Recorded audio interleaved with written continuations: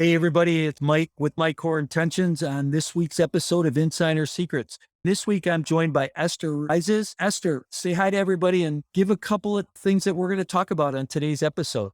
Hi, everyone. I'm excited to share about raising equity, whether you want to get involved in real estate as a JV, a GP, LP, a KP. I'm happy to help. I'll teach you about creating your network, which is your net worth, as well as doing what you love. Awesome. Listen, if anybody needs an alphabet lesson today, you're going to have to listen in because Esther will go into more detail. See you inside. Welcome to this week's edition of Insider Secrets, the show that turns multifamily investing into reality. Each show we interview guests who are seasoned professionals, actively closing and managing real estate deals. Your host, Mike Morawski, has more than 30 years of multifamily real estate investing and property management experience. Mike is the founder of My Core Intentions and has been involved in over $285 million of transactions, helping you create short-term cash flow and long-term wealth. Here's your host, Mike. Hey, everybody, welcome back. It's Mike, your host of Insider Secrets, and brought to you by My Core Intentions. I really want to thank you for being here. We're here every week. If you would please do me a favor, go to social media, wherever you hang out, whether that's Twitter, LinkedIn, Facebook, or Instagram, and subscribe. Follow me personally as well as My Core Intentions. We bring you as much relative content as we possibly can. We have great guests, great interviews, and a great opportunity for you to learn. The whole goal here is how much information can we give back to you? I always ask you what your intention is, what you're trying to accomplish, and what you want to accomplish with your business. My intention is to bring you dynamic information through dynamic speakers that are going to help you and your business grow. I'm glad that you're here today. Like I said, please subscribe and follow us, and you can watch the video and hear this on any podcast platform that's out there. Today, I am joined by Esther Reizes, and I am really excited. I met Esther a number of months ago. We've had a few conversations, and she's exciting to watch. And I'm really excited about having her on the show today because I know that we're going to learn a lot. Let me tell you a little bit about her. Actually, Esther, why don't you say hi real quick to everybody? Hi, I'm excited to be here. I'm glad that you're here today. So Esther's a commercial real estate investor and investment manager. In 3 to 5 years, Esther has transitioned over 300 million of commercial real estate. She raised about 40 million in private equity and began heavily investing in commercial real estate, already amassing a large portfolio of properties across industrial, office, and retail space and multifamily assets. She considers herself a serial networker. I love that because I consider myself a serial entrepreneur. So this is entrepreneur meets networker. I love networking too, so this will be good. She's got a knack for connecting buyers, sellers, and investors. She works diligently to provide optimal services to her clients and investors. In addition to raising private equity, Esther manages investments, coordinates public relations, and ensures projects. Esther, I know that you're married and you got kids and you live a life outside of real estate that is pretty dynamic as well. So I really appreciate you taking the time out of your schedule, being here today. I want to kick right in. One of the first questions I ask all my guests is, Esther, in one word, what best describes you personally and professionally? I'd say dedicated. Boy, that's a big word, isn't it? If you try to get your arms around that, dedicated, it's that commitment and dedicated to so many different things, right? As much as I can. I do my best. Yeah. From a distance watching you, that's why I'm really interested in talking a little more with you today. Boy, you got a lot going on, and it's really great to see because I think we're in a space that commands that. I told a little bit about your background, but why don't you fill some holes in for us? Tell us your story and how you got to this place of where you're at today. Long life journey. I'm a mom. As you said, I'm a mom of 8 adorable kids. Thank God. I knew it was a big number. I didn't know, but good for you. Thank you. So that keeps me busy. I am also a speech language pathologist. I'm not practicing right now. I stopped practicing about 3.5 years ago when I took that sharp turn into real estate. I started on the residential end as a broker, then transitioned into the commercial space. Then I got involved on the equity side when one of my clients had asked me to help them find equity for one of their deals. I found them a JV partner. That kind of spun me into that sector. I never anticipated growing in that space, but here I am. I have raised over 40 million from JVs and GPs. I syndicated a deal myself, which should be closing this week or next. And I'm starting a private equity fund. So I am super excited to get on this journey. I'm going to be raising from LPs. So that's going to be something new for me. Okay. And I'm excited to get started and see where it goes. Awesome. I want to back up for a minute and kind of unpack a couple of things. You said that you started out as a broker, and was that on the commercial side or was that on the residential side? I started on the residential side. I actually didn't want to, but when I went into the brokerage, the broker over there told me that I need to start on the residential side before I go into the commercial space. To me, that didn't really make sense because they're two totally different fields. But I didn't mind trying the residential part too, which has fun parts to it, but I definitely prefer the commercial space. It's funny. I heard somebody say a long time ago that brokers are broke. How do you let somebody who's broke tell you what to do? I learned that a long time ago, and I always got real lucky with good brokers. I started on the residential side too, and just really focused on what needed to be focused on. So you said you syndicated a deal. That was your first one on your own. Tell us a little bit about that particular deal. I joined a group of wonderful people, and together we're purchasing this property. It's a 506B, so I got to be careful until it's closed and I'm given the green light to talk about it. But it's a multifamily, and I'm a GP on the deal. Put my own money in, raised a little bit of everything, all the work. And yeah, I'm super excited for it. Nice. Good for you. Can you say how many units that is? I don't know if I'm allowed to. Over 100. So it's like playing poker a little bit. I'm just trying to be super careful with all the rules. Yeah, I get that. I always try to be a little bit careful with all the rules too. Yeah. I feel very fortunate that we were able to find a good law firm that has helped myself and my partners mitigate through some of those roadblocks that would keep you from moving forward. It's an interesting space that we're in today. So talk about your PE fund a little bit, your private equity fund. It sounds like you're creating this fund that you're going to raise private equity. What type of deals will you be looking for? Talk a little bit about that. So I'm very excited to get started. I am going to be looking for deals that offer nice returns. It doesn't matter what asset, as long as the returns are nice to the investors. More importantly, I want to work with good sponsors that are good people that have a great track record. Those are the properties that I'm going to be working with. So when you vet a sponsor, let's go down that road a little bit. When you talk about, hey, I want to find a good sponsor, what are some of the important things that a private investor should look for when they're vetting a sponsor and trying to decide whether or not to get involved with that sponsor or not? Yeah. Number one, I always go with my gut feeling. If my gut feeling gives me the green lights, then I'm going to start doing some research on the person. I want to see their track record. I want to see what they've done. I want some referrals from other people. Have they property on their own? Have they hired third-party management? There's a list of questions that you can ask regarding the sponsor, seeing who they are as a person and seeing what they've done in the past. So that's one thing I always talk to people about. Even when you're just vetting a tenant to live in your place, you can go through all your standards and all your guidelines and check all the boxes. The last thing is that gut check. It comes down to that last little bit of how you feel about somebody and how you feel about the group. You said you joined forces with some other people, and I feel very fortunate that a couple of my coaching clients and I have gotten together and we've been able to go out. We're doing a 506B as well. It's interesting how people come together and there's that match. As big of a space as we're in, it's a very small space. You and I know a lot of the same people. We run in a lot of the same circles, and kind of interesting. Here's what I want to know. What was really a defining moment in your life that said, I'm going to leave speech pathology to, I'm going to get in this real estate game? What was that defining moment? Like I said, I have 8 kids, and working with children and then coming home to children became super draining for me. I kind of just needed that change and more professional work environment. So that was a major factor. We also moved from Brooklyn, New York to Rockland, New York. So that shift was a factor in terms of how speech therapy is done in both cities.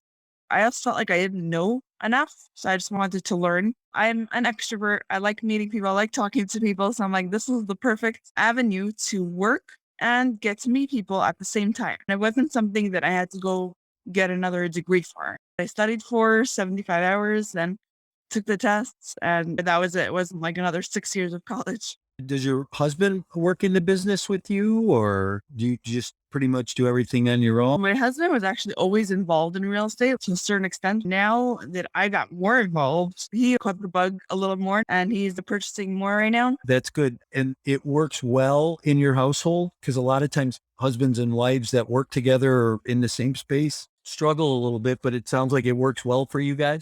Yeah, I mean, he has an office. I work from home. We have totally different roles. Sometimes I'm like, okay, if you're not checking out this deal, if you're not buying it, then I'll present it to a potential buyer. Sometimes I have to be like, okay, here's your timeline. Other than that, we're totally different. He's taking care of everything. I'm just finding the deals, sourcing deals, and I'm not raising for myself. I'm going to be raising for other people. He's taking care of our deals. I'm taking care of everyone else's deals.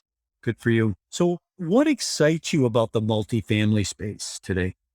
Everyone needs a place to live. So it's like a no-brainer kind of investment. Right now, the cap rates are super, super compressed, which is a little crazy. The market's very tight right now. It's hard to source deals in the multifamily space. I have a lot of deals that are looking for equity, but it's hard to source a deal, at least on my end. I'm having a hard time. There's so many more buyers right now in the market. Yeah, it's a great asset class. Always has been. My dad told me years ago, if you're ever going into business for yourself, go into food, shelter, or clothing. Shelter's never really done wrong. Where do you see the market going? Because it is a goofy market right now. I think that there's a lot of things that can go wrong or may go wrong. Where do you see the market headed? I'm consulting with my husband's friend who's an attorney and an accountant regarding my funds. He's like, don't start it. There's going to be a crash. Don't do it. I was like, when's the crash coming? We don't know. We're speculating that there's a crash on the horizon, but nobody can tell you if it's going to be in 2 months or in 10 years. It's hard to know. We just got to keep on doing whatever we're doing and just keep an eye out for what's happening. But there are no clear signs of anything imminently. Isn't that funny? Like you said, there's no clear signs. As much as everybody has this speculation, and it's just like when we went into the pandemic, people thought, oh my God, this is going to be horrible for the multifamily space. And a number of the months were the best collection months any multifamily operators ever had. Yeah. There's those pockets of places that have not made sense or have been challenging. But overall, I think it's been well. Yeah, there's a lot of things that we can't foresee. If people had foreseen 2008, 2009, things wouldn't have ended up the way they did. It didn't end up well for us. It didn't end up well for many people. So it's hard to predict what's going to happen, but we got to try our best. I was sitting at lunch in 2008 with my CFO, and all of a sudden on the news, these people are carrying boxes out of Lehman Brothers by the dozens. I looked at him and I said, man, we're in big trouble, aren't we? He goes, yeah, we're in big trouble. Just from that perspective, nobody saw it coming. The same thing here. I think there's a lot of speculation, and I'm not an economist. I certainly have listened to a bunch of economists and had some conversations with some pretty smart people. People think when the eviction moratorium's completely removed that it'll be 18 months and we'll start to see all these foreclosures and all these people moving out. But is it 2023? Is it 2024? A lot of people wind up not moving forward. They get frozen in that. And I don't think we could spend our time in what if. How do you say, like, some states don't have that eviction moratorium, some states do. So it's going to be very interesting to see what happens. This eviction moratorium is definitely a mess. It's affected my clients. It's affected family members of mine. It's a whole topic in itself. Yeah. So how are things handled in New York? It's tough. There are many people suffering. They have tenants that are taking advantage. I coin these people professional squatters. They know what they're doing. They're very smart. They're moving into places intentionally, not paying. In some cases, they're making the landlord's lives miserable, especially if they live in the same complex. So it's just horrible. If there's someone that's affected by the pandemic, we can understand them. But if it's someone that's doing something in spite or intentionally taking advantage, it's very sad. Yeah, for sure. I like what you said. They're professional squatters because they know how to play their game. And they played it before and they play it now, and they play it now even better because the rules are in their favor. So if you're in a place like New York or you're in a place like Illinois, it's not in the favor of the landlord. So based on that conversation, we really talked about a couple places not to invest. Where do you like to invest and why? Right now, we see the markets that are super hot. Everyone's flooded to Texas, Arizona, Florida. Those are probably the hottest investment opportunities right now, the locations that people are going to. Why do you think they're so hot? They're more tenant friendly. It's all politically based, pretty much. The red versus the blue. But where you can find opportunities in any location, we are looking at opportunities in New York, New Jersey, Pennsylvania. There are opportunities in all locations. You just have to know where you're going into and under what circumstances. What are some of the metrics that you want to look at when you're underwriting a deal today to make sure that you're making a smart choice, you're making a smart decision as an investor or as somebody who's placing somebody else's capital? So I always feel like it's more than just a number. Like you can't base a deal on a number. Obviously, you want to look at the yield, cost, and the IRR and cash and all those metrics and returns. But you have to see the deal. What happened with the deal in the past? Is it vacant? Is there value add? How much value add? There's always a story behind the deal more than just the number that will tell you about the deal. So I feel like every deal has its own story. They have to read the book and study it and figure out every deal on its own. You can have deals that are 2 cap, but they're 10% occupied and then fill it up if it's in a good location. So it matters. The location matters, the story matters, the cap rates matter, the IRR matters. To my investors, I aim to bring them the highest returns possible. I probably will look at deals above 14, 15% IRR, pending the story. If there's more value add, obviously it'll be a little different. Some of them are ground up, so that's a whole different story. There's so many different metrics to look at. So when you talk about 14 or 15% IRR, is that an overall deal IRR or Annually, on the deal or on the investor return? an investor return. Okay, good to know because I think there's a distinction there. I think we're in a market today that there's some uncertainty. There's some things that we need to look at differently than you might have looked at 3 years ago. Some of that's changed over time over the last year with the pandemic. So how do you, as a mom, as an investor, and maybe a different answer for each one of those categories, but how do you make high stake decisions today?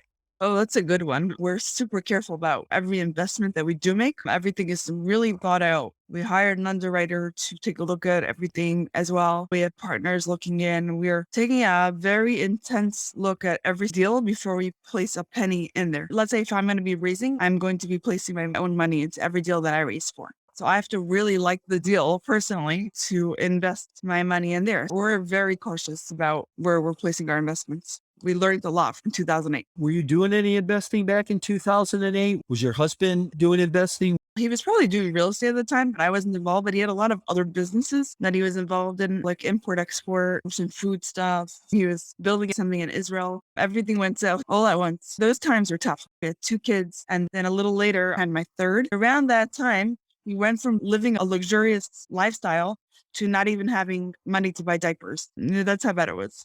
So you come from a place where you could hardly buy diapers for your 3 kids, and now you're in a much better place today and more kids. Everything takes so much time, and people think that everything's so glamorous and everything look like roses and rainbows. It's not like with a snap of a finger. Everything takes a ton of time. There's so much effort involved and so much hurt involved, and things don't always work out. So there's so much more involved in that picture perfect success story than people see. There's a lot that goes into it. You are a rock star. There's no doubt about that. I always tell people, though, there's that success, right? I've had it. I had great success. I built a couple of big companies. I lost everything, completely wiped out and had to rebuild. So I think that a lot of times people don't consider that. They think, oh man, I can go into this business and just like that overnight be successful. It takes more than that. It really takes dedication, commitment. I can just tell by the tone of your voice and even watching you on social media in the midst of being a rock star that you are dedicated to what you're doing. You're committed to what you're doing, to your clients, to your business. So that's a good thing. And people need to see that. It's interesting. I was just on another podcast right before I hopped on this one, and he asked me, what's your message you can give to people? So I said, you have to do what you love, because there's so many times that things don't work out in this business. As an investor, as a realtor, as capital raiser, equity investor, there's so many things that don't go right. Yes, I am guilty of making things look perfect, but there's so much that doesn't go the way I'd like it to go. So therefore, the only way I can continue doing what I'm doing is because I love what I do. So I don't let that negativity or that disappointment bring me down. I grow from it and move on, because I do enjoy this, even though there's things that I had to overcome. And I did become a stronger person, learning to overcome things that didn't necessarily go my way. Yeah, there's strength in that struggle. I would encourage you to keep doing what you're doing because I know I can't be the only one that enjoys to watch people's growth and how they transpire. I think people really need to be aware of the fact that it's not all glamorous. It's a simple business, but it's not easy. And you have to be willing to do what most people aren't willing to do. There's a lot of people that aren't going to be willing to do what you do, right? Yeah, I put those hours in. I work around the clock and between my kids. Like my kids are number one. Like sometimes I'll send out emails in the middle of the night and people are like, don't you sleep? So I work all around their schedule. There's a lot of hours that go into it. So how old your oldest and your youngest? This is 15 and my youngest is going to be 3 end of October. Are any of them like twins or triplets? And you didn't adopt any of them. Not adopted, all me made. They're all mine. Talk about technology a little bit. What technology systems do you like to help you in your business? What things work for you? My computer is my biggest asset, my biggest tool. My computer, my phone, it's the sites that I use in social media, like LinkedIn, Facebook, Instagram, WhatsApp. I use all these social media platforms to conduct my business. Anything that stands out more for you? I really like LinkedIn. I like the professional environment on LinkedIn. I think everyone is out there to grow, which is beautiful to see. In general, it's a very growth oriented platform. And you have a lot of like minded professional individuals that are all looking to succeed and help. There's a lot of people that are helping the next person. It's beautiful to see. That's where you and I originally met, probably a year or so ago. I reached out to you, and that's where I meet most people today is on LinkedIn. Thank God that you know how to use Zoom. There's a new tool for me on LinkedIn, and that's LinkedIn Live. Yes. I've been on Yona Weiss's LinkedIn Live. Okay. Yeah. I think that's a quiet sleeper right now. Yeah, that could be. So talk about a couple of your favorite techniques for raising private capital. I'm just getting started on raising from LPs. Besides for this multifamily that I've syndicated, I'm kind of new to the LP side. I'm very excited to get it started though, to help people teach them that they can invest in real estate and they can make money while they sleep, the benefits of real estate, the tax benefits, and we can make money on appreciation and depreciation. There's so many ways to benefit from investing in real estate. So I like to inform people of that and educate them. A lot of people that have W-2s, for example, they're looking to place their money into a more stable, you can't say that it's a stable asset, but it's more stable, in my opinion, than other investments. You can anticipate the expenses, you can anticipate the returns. There are obviously surprises, but in general, you can know what you're getting into versus investing in tech. It's a gamble. I'm passionate about real estate for that reason.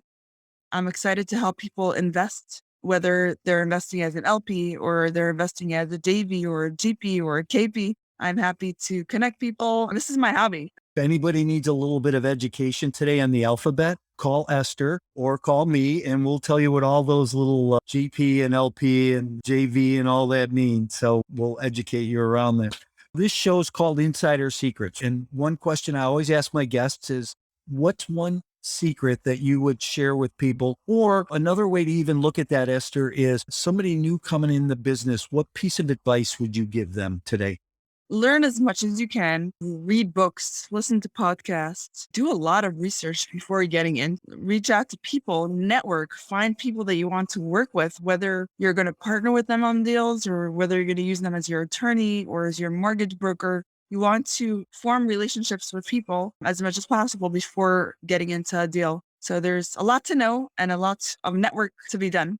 I think relationship in this business is so important. I'm a connector. I love to connect people. If I know somebody's going to benefit you, I'll connect you with them or them with you. I was at a call the other day and a woman got on and she was talking about the solar energy business. And I said, hey, I know a guy who's in that business. You guys would probably be a great match. I was able to connect them. We're in a relationship business. And I think it makes sense for you and I to know each other and for us to know other people around us. And so it helps. Let's shift gears a little bit as we're winding down here. I always like to go to that fun section and talk a little bit about you. And 3 questions. One is, what is your favorite tourist attraction? It's been a while since I've gone on vacation. My favorite tourist attraction, I mean, I love Israel, the whole Israel. I'll go back any day as soon as I can.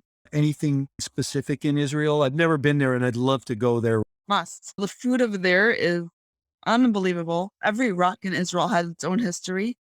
Obviously, the Western walls, and under the Western wall, there are tunnels, which are really interesting to go and see where the temple was. Get as close to the temple as possible. So that's a really interesting site. It's a holy site. Yeah, for sure. Yeah, it gives me chills just you talking about. So you already said your favorite food, but do you have a favorite restaurant here or there? I eat only kosher, so I'm limited to restaurants out there. I can only eat kosher restaurants. It's been a while since, but Israel, the falafels, any good falafel shop over there is worth going for. There's a place in Chicago. If you ever get to Chicago, it's called Manny's. You'll be able to eat kosher there. It's a historic spot and it's a lot of fun. I'm looking forward to going there once. Have you ever been to Chicago? Not yet, no. You and your husband would probably have a great weekend or a long weekend here. There's a lot to do, especially in the summertime. It's a great city. How about a favorite book you've ever read?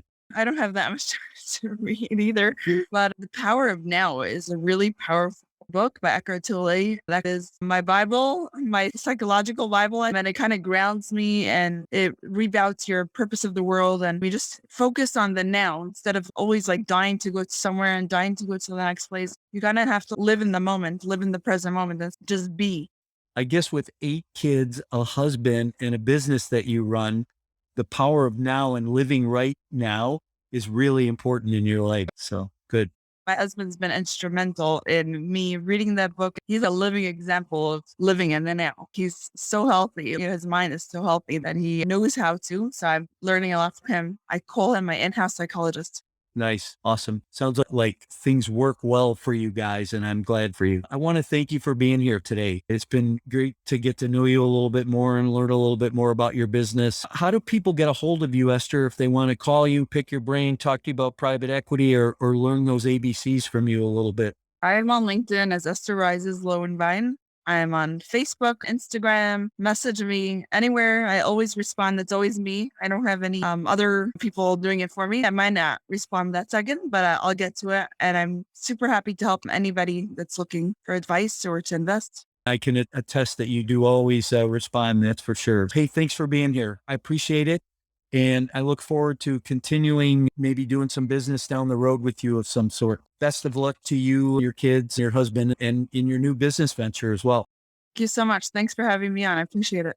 You bet. Thanks everybody for being here this week. Another episode of Insider Secrets. Remember, you can like us, love us on social media, anywhere that you hang out, you'll find us, either me personally or my core intentions. And I look forward to seeing you guys next Tuesday. Have a great week. Thank you, Mike, and thank you for joining us for another great episode of Insider Secrets. As always, Insider Secrets is brought to you by My Core Intentions. Join us on social media and visit mycoreintentions.com, where you can get expert coaching on all things multifamily investing and property management. We're looking forward to having you back again next week for more Insider Secrets.